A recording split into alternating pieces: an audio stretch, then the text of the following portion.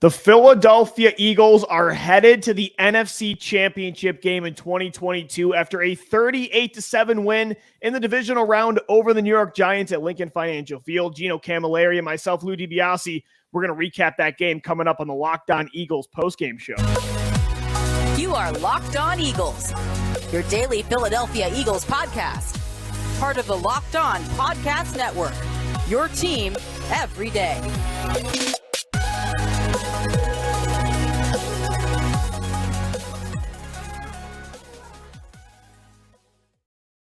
We thank you so much for making Locked On Eagles your first listen each and every day. It's the post-game show, and today's episode is presented by Prize Picks. Prize Picks is daily fantasy made easy. Pick 2 to 5 players, and if they score more or less than their Prize Picks projection, you can win up to 10 times your money on your entry. First-time users can receive a 100% instant deposit match up to $100 with the promo code LOCKEDON. That's prizepicks.com, promo code LOCKEDON. The Philadelphia Eagles are headed to the NFC title after a 38-7 win over the New York Giants in the divisional round. Gino, man, the emotions are flying right now, but this wasn't like an emotional game where you want to cry after they win the Super Bowl against the Patriots.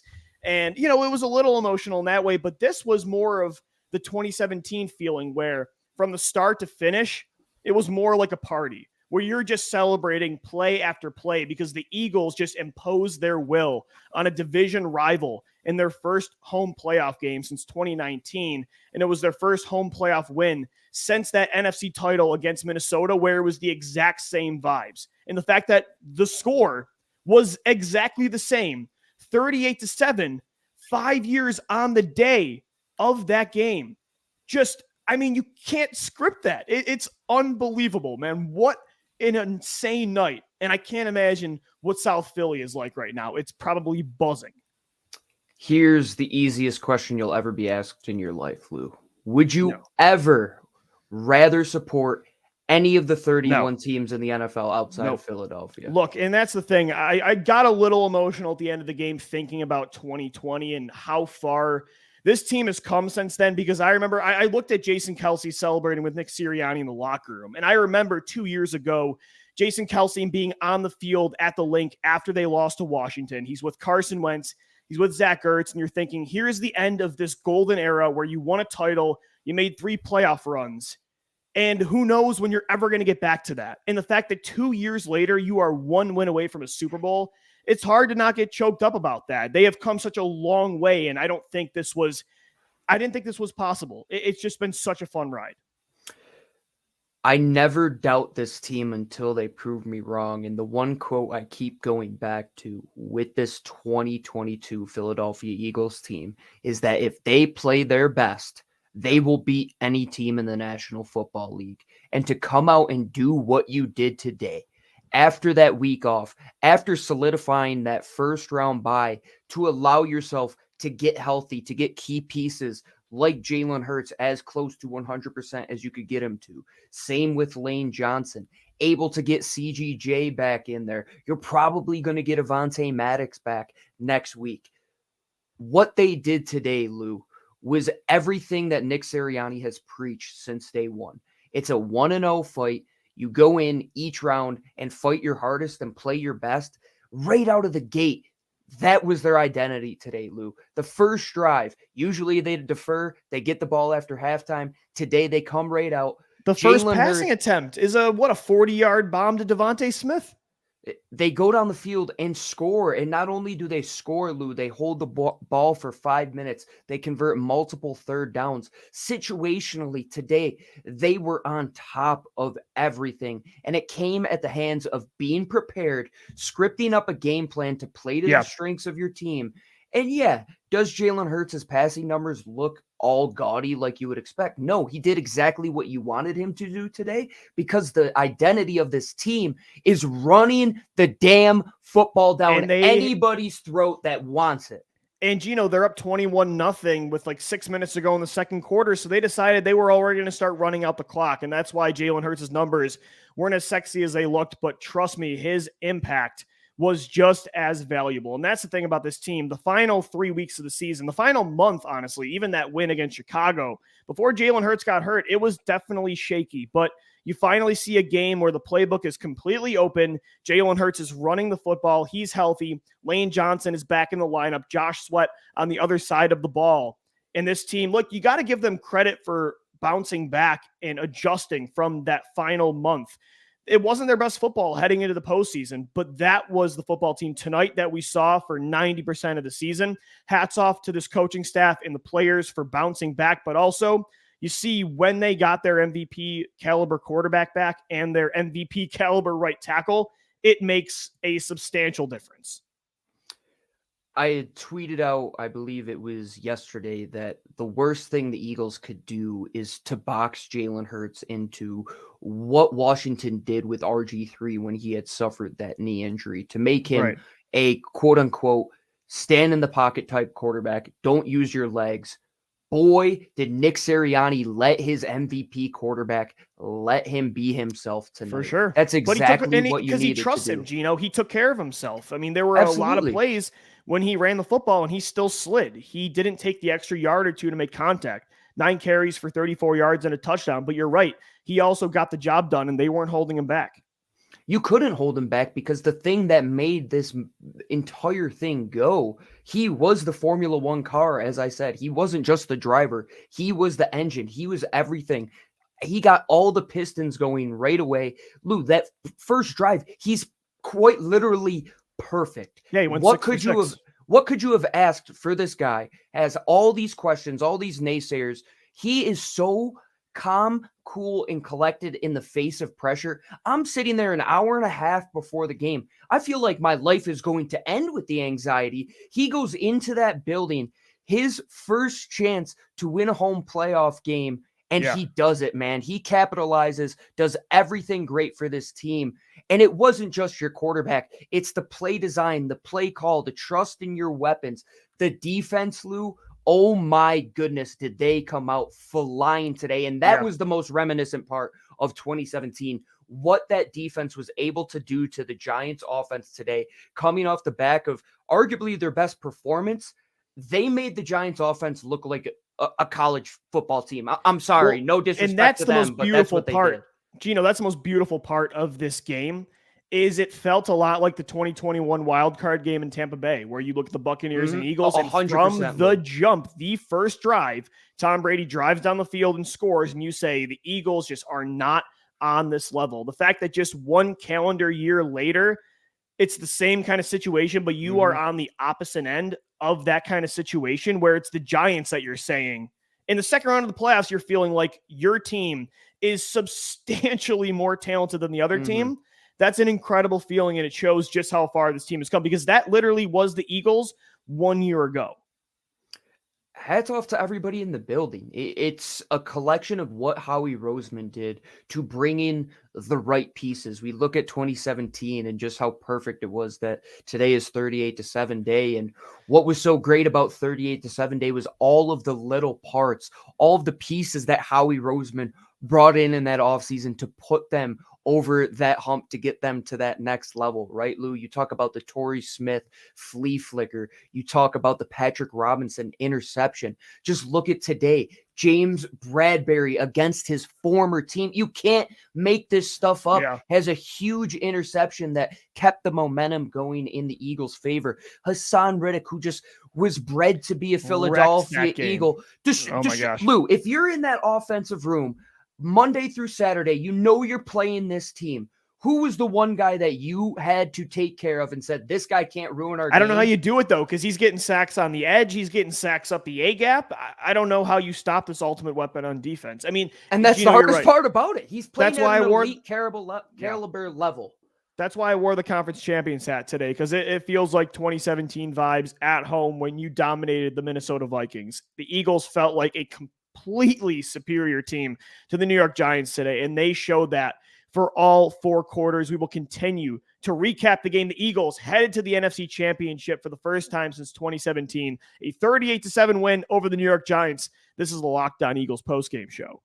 Before we continue, 38-7 day part 5 years to the date. We have a message from our friends over at Prize Picks. If you are not playing Prize Picks by now, I don't know what you are doing. If you love daily fantasy and don't want to go through the headache of competing against 5,000 people, against all of these computers that have a way better chance than you just playing against yourself. That's exactly what Prize Picks is. It's just you against the Prize Picks projections. You're going to pick 2 to 5 players. I hope you always pick Eagles players, especially Dallas Goedert. Hats off to him and what he did in that game today. And same with Miles Sanders as well. You pick 2 to 5 guys. Do they go over? Do they go under? If you hit on all of them, you'll get 10 times your money on your entry, not only in the NFL. Tomorrow morning, you can wake up and do some daily fantasy on some Premier League soccer. If you want to bet on the NFL games tomorrow, you could do that, as well as NHL, NBA, MLB, but we'll be back soon enough. You can always do it on esports as well. They have everything over at Prize Picks. Make sure you go to prizepicks.com today. Use that promo code at the bottom of the screen, locked on, LOCKEDON, to get 100% bonus match on your deposit. If you put in $100, it's up to $100 as well. If you put in 100, they'll give you 100 as well. $200 to bet on the Philadelphia Eagles next week when they're in the NFC Championship game. Go to prizepicks.com to bet daily fantasy. We thank you so much for making Locked On Eagles your first listen each and every day. It's the post-game show. The Eagles headed to the NFC Championship game. They are hosting the NFC Championship game after a 38-7 win over the New York Giants. And, there's just so many storylines that we can get into today. We touched on how dominant the defense was, how from the jump, the Eagles offense just stepped on this defense's throats of New York. Jalen Hurts looked like a veteran that's been in the playoffs for decades and not a guy that was in his second playoff game ever, his first home playoff game at 24 years old. There's just so much to get into. And I want to continue with Hurts, though, because everybody knows I think I was wrong on Hurts more than anybody. And I've never been, and, Gino, I think you were a little more optimistic, but you too had skepticism of what the ceiling was for this quarterback. And again, to see that composure, number one, the toughness, because that shoulder was, as we saw reports before the game, he is not still 100%, but you would not know that. You would not know this is a 24-year-old quarterback in his second playoff game ever, the first home game. The composure and the way he handled himself. Yes, this is a inferior defense, but it still had a lot of pieces that beat a pretty good Minnesota Vikings offense last week. For him to do what he did today, not beautiful numbers, right? 16 for 24 for 154 yards and 2 touchdowns through the air, 9 carries for 34 yards and a touchdown on the ground. But the game was so out of hand to start that they were conservative in running the football the rest of the way. He didn't have to do much. The fact that he had 3 touchdowns still and was that efficient passing the football and took care of himself, if he had to do more, that was a Jalen Hurts MVP type of game. Just the situation at the end didn't call for him to do as much because he did so much early on in the game. It was an incredible performance, and the numbers won't tell the story. I thought coming into this game, the way that you lost was that the Giants did what you did on that first drive, and they come out there and they dominate time of possession, and they go out and they get that first touchdown, and they put themselves in those good situational third downs where it's 3rd and 2, 3rd and 3, much like what Washington did in that game to beat the Eagles back then. And one of the things that hurt the Eagles on offense was that they pressed so much and they tried to just get outside of what they were. And they were trying to just pass these one-on-one plays and push the ball down the field when it's like, we could just set up our offense here and run the football, and then we could open up shots down the field. Well, that's exactly what they did today. Yeah, they opened it up with that Devontae Smith shot, but look at what the run game was doing. Everything was working for you. I thought the best play of the day, Lou, I'm going to install this in my freshman high school team next year. When it's 3rd and 1, 3rd and short, you line up under center. Everybody in the world knows you've run this quarterback sneak all year long to perfection. What do? Boom, tendency breaker. We're going to go Y lead, get Dallas Goedert to go across the formation, pitch the ball out to the running back, have 2 tackle and guard leading the way. Dallas Goedert blows the cornerback out of the play, and you pick up chunk yardage. That's confidence, and that's those things that we saw with Doug Peterson, who 5 years ago we were saying everything was going right. Just every play call was the same went right for points. the Eagles today. Yeah. Absolutely. I think that's the thing, Gino. We're talking about Jalen Hurts, but the bigger story was the run game. And you look Without a at doubt. just the clinic the offensive line put up, it's probably more impressive because when you look at the Giants roster, what is the strength of that team? What was the strength last week? It probably is the defensive line, where on the edge you have Azeez Ojulari, you have Kayvon Thibodeau, you have Dexter Lawrence, you have Leonard Williams. That's a pretty damn good young unit. And the Eagles' offensive line made them look like nothing. Jordan Mailata was dominant. Landon Dickerson, Jason Kelsey, Isaac Sayamalu. Lane Johnson has a torn adduct, and that's got to be impossible to play in. He looks as elite as he did before the injury. I've never seen a tackle maybe as valuable as Lane. The difference this Eagles offense looks with and without Lane Johnson, night and day. And you saw that again. He was battling. There were times he was grabbing, close to his abdomen. You could tell that he was in pain, but he totally erased that defensive line. It was such a clinic from the offensive line. It was a pleasure to watch. And it's just such a luxury the Eagles have had pretty much our entire time being a fan. It would be interesting to do a case study on if there's ever been a player across 3 different coaching regimes that has had that big of a single impact being in and out of a lineup that Lane Johnson has had. At a position that I think it's more valuable. It's seen as more valuable now, but people would say like left tackle is more valuable. I don't think there's anybody more valuable than Lane Johnson, maybe outside of Jalen Hurts on that offense. I think you can't put a price on an offensive lineman who hasn't allowed a sack in nearly 2 calendar years. Right. In this entire unit, by the way, today, Gino, only 3 pressures allowed. I mean, insane. Talk about knowing the situation with Jalen Hurts, a banged up shoulder, and you keep him completely clean.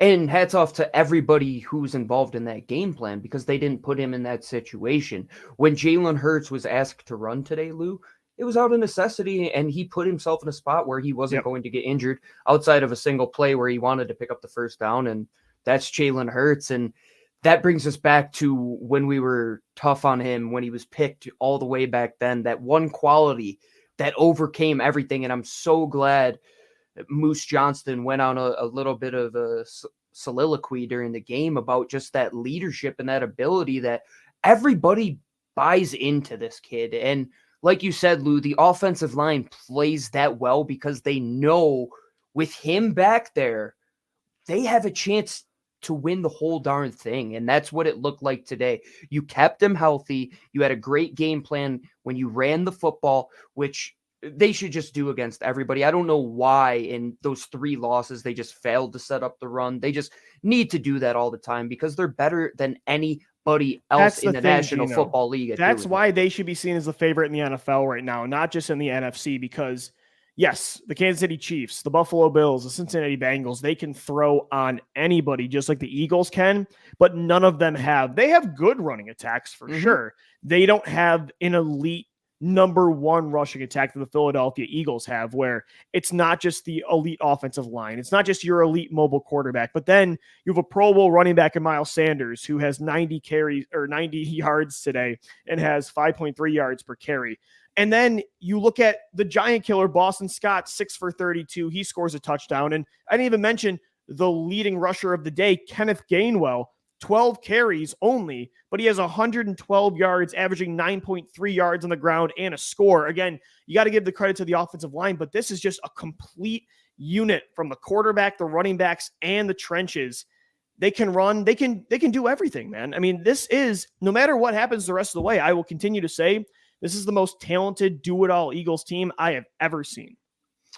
I would say that it's so eerily similar to 2017 because you look at how good the passing attack was, but what was the thing that just got you through those late months in the season when Nick Foles was still trying to figure out his identity, and even into that divisional matchup against Atlanta. Jay Ajayi, LeGarrette Blount, Corey Clement, the 3-headed dragon. Once again, they're doing it, and if not at a higher level than them. Miles Sanders, he looks like a man possessed this season, Lou, they're making it impossible for him to not be a Philadelphia Eagle for the next couple of years with the way he is playing.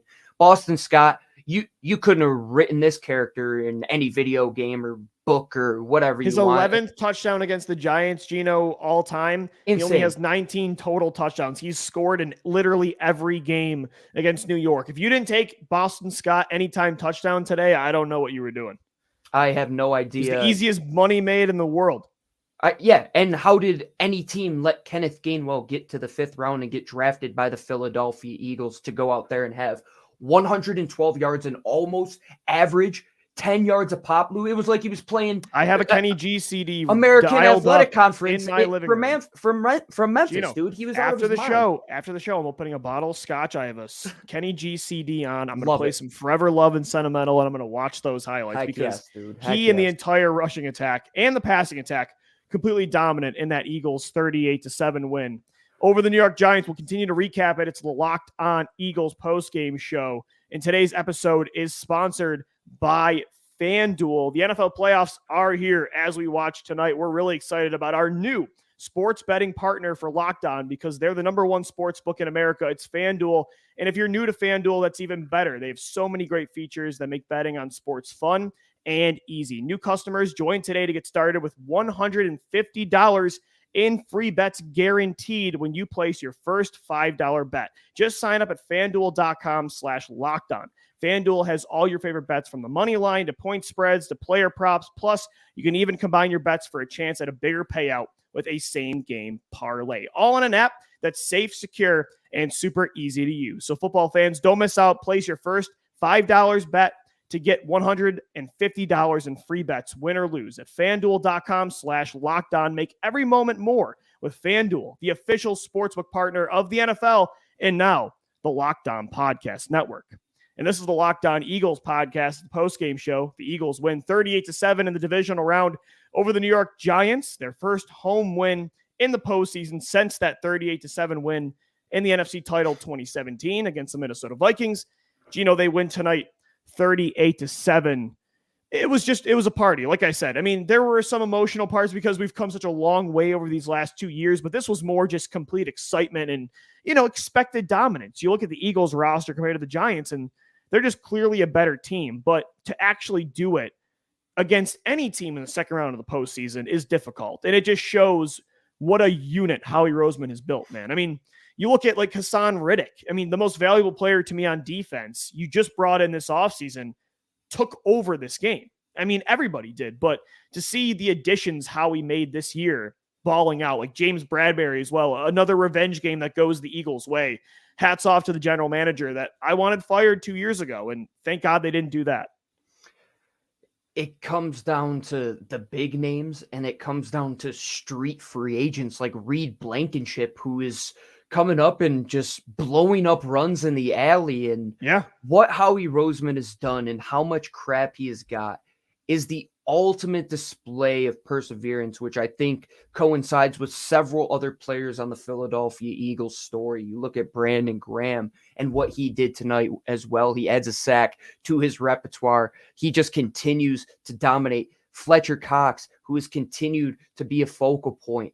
These guys who have just lived the up and downs of what it is to be in Philadelphia and seen the worst of the worst, but understand that when this city and when this team gets behind this franchise, when they are playing their best, there's just something different about the building. I don't know. There, like you said, it was a part. There's just that vibe you get when you turn the game on, and you don't even have to be. I can't even imagine what that feeling was to be in that building tonight. But just sitting at home and you sit back and you say, I tweeted this out during the game, that you looked in Daniel Jones' eyes and it just didn't seem like he wanted to be there. And you look at guys that take free kicks in big time moments and like the World Cup, you could just see it in their eyes. And I think he knew there was nothing they could do. It looked like a player on Western Kentucky playing. The game was over when the schedule came out that they were playing the Philadelphia Eagles. That's the thing. Like the Eagles pass rush completely wrecked this game. Hassan Riddick, a sack and a half today. Fletcher Cox, a sack. Josh Sweat, also 1.5 sacks, returning from that neck injury.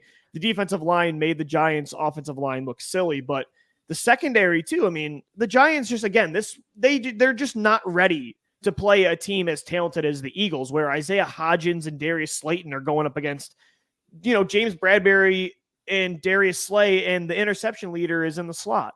It's just, hats off to the Giants for a great year, but it felt like they knew they had gone as far as they could. The bell curve between good and great. Yeah. This was the Eagles last year. They were a good football team. They put together some good And again, runs. the Giants are a good football team. You don't go on the road against Minnesota and beat them and not be good.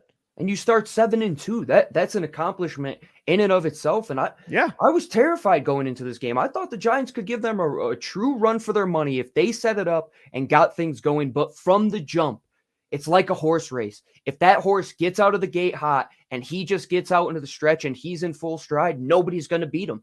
That's what the Eagles did today. When Jalen Hurts and Devontae Smith and the offensive line and your running backs and everybody on defense is just playing a step ahead of the opponents, and that's what it was. They were just flying to the football, doing all the little things well. Even on special teams, they weren't allowing the Giants to get past the 25-yard line. Hats off to Brett Kern, who pins the Giants within their own 15 multiple times in this game. You talk about every little detail mattering. It felt like the penalties weren't there situationally. The turnovers weren't there situationally. All the things that got you into those precarious positions the last month and a half of the season, you corrected today. And that's the difference between good to great. What it takes to get to great is being able to clean that up, taking accountability and figuring out what we did wrong in adversity and getting over the hump. And that's what the 2017 Eagles did. That's what most of those early 2000s Eagles teams did, was they found their weak point and found a way to play through it.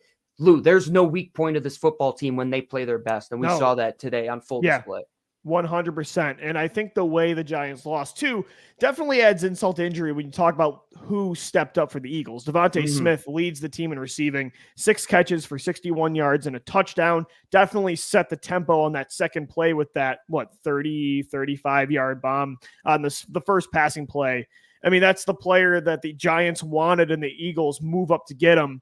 Boston Scott scores a touchdown. He's the giant killer. Their defensive coordinator this week said he wasn't the giant killer, and then Scott goes out there and scores against him. That's a shame. And then the corner they released this year with pretty much no right kind of logic towards it, has an interception and makes some really nice tackles in the open field and has a couple other pass deflections in James Bradbury. For the Giants as well, those storylines, it definitely hurts a little bit more. I think it adds a little more insult to injury, which is great against a division rival. I'll take that every time. And I want to give the Giants all the credit in the world for what they did to get to this spot. And Brian Daboll is going to set them up in a good position. And I know people were clowning a little bit on Brian Daboll tonight, but man, I don't blame Daboll at all. I think he took this team way farther than I expected. There's just the old saying, like the immovable force. That's what the Eagles are right now.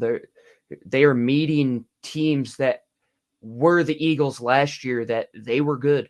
They put together some stretches. They had individual performances that stood out along the way. And when they put it all together, they were able to compete with some good teams. But when it came to competing with those Super Bowl caliber teams, the team that we aspired to get back to after 2017 and that drop off in 18, 19, 20, 21, and here we are today in 22, the turnaround to get here and the understanding of what it takes to get over that hump. Because some franchises, they never understand what it is to get to good, to great. Yeah. They never get there. And the Eagles, for the longest time, they were in that pit of mediocrity. And they don't know how to get out of when you have it and then you lose it. Exactly. A lot of teams don't know how to get it back. It's unbelievable that they're doing it almost the exact same way they did in 2017. And that was seen as an improbable run in story. Mm-hmm. And they're doing it again. The exact, like everything you talked about with Howie Roseman, how far he's come, and how in 2020 we thought this roster had no clear path forward to getting back to this team. We thought it was going to be 5 to 7 years before we were talking about winning a Super Bowl again. And the fact that you're 2 years later, 1 win away, the fact that they're doing this twice in 5 years is just unbelievable. And it's a completely new team. I know it's Howie Roseman again, and there are some veterans still, but there's only a few guys still. I mean, I felt so old today seeing Malcolm Jenkins, Torrey Smith, and Brent Selk as honorary captains. It's a brand new era. I don't know what more to say, that there's just something special with the Philadelphia Eagles. I think that's the best way you can say it, Gino. And what they did tonight was just another step. What Jalen Hurts said after the game was that they have to go finish. That's what they did today. They put together a 60-minute performance where they played from start to finish, all the way down to Josh Jobe even getting some flowers at the end. It's a nice hit. Lighting up a wide receiver from the Giants. Everybody in the building has to be bought in for 60 minutes each and every week. We'll find out who the Eagles get to host in the NFC Championship game next week, Lou. Fly, Eagles, fly. What more to say? I love this franchise, man. Go Birds. Don't be mad, but go Cowboys. Go Niners. Who are you rooting for tomorrow?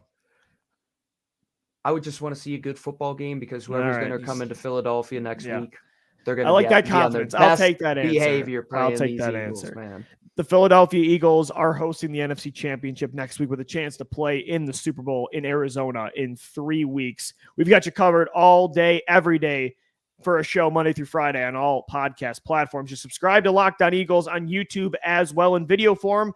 And make sure you hit us up on Twitter. Let us know how you're feeling about this run right now at Locked On Birds, at GC24_football, and at DiBiase LOE. As always, thank you for making Locked On Eagles your first listen each and every day. Make sure your second listen is the Locked On NFL podcast, bringing you the local insight you love to the national spotlight with daily conversations on the biggest NFL stories. Locked On NFL, available on YouTube and wherever you get your shows. For Gino Camilleri, I'm Lou DiBiase. Enjoy your night, however you celebrate this win, 38-7, the Eagles over the Giants. Thank you for downloading. Thank you for watching and listening.